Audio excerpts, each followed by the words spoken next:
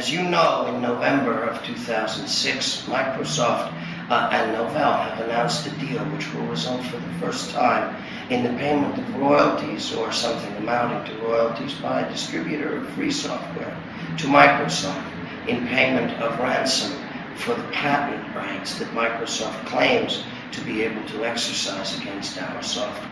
In order to confront this and other problems in the protection of freedom, the Free Software Foundation has been engaged this year in the remaking of the GPL.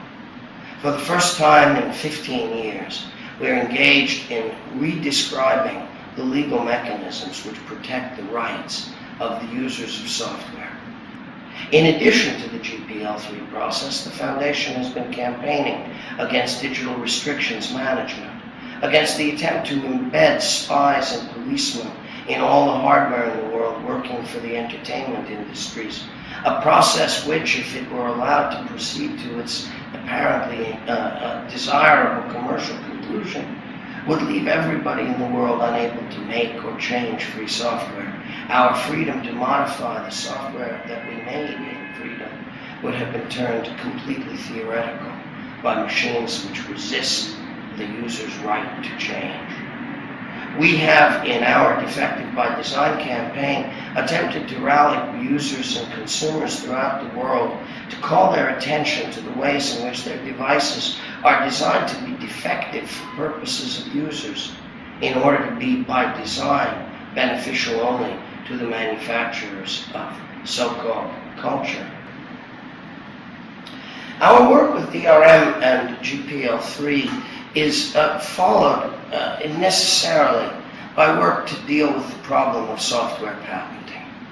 The patent system, with its enormous pressure for the ownership of ideas, its creation of a 20-year monopoly on thoughts, the patent system is intrinsically hostile to the work that we mean to do.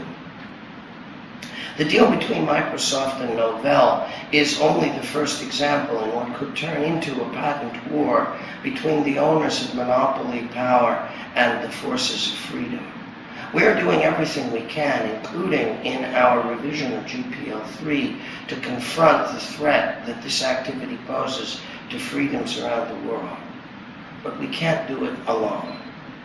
More than ever, we need the support of the users and developers who know what free software is and who know why it is valuable.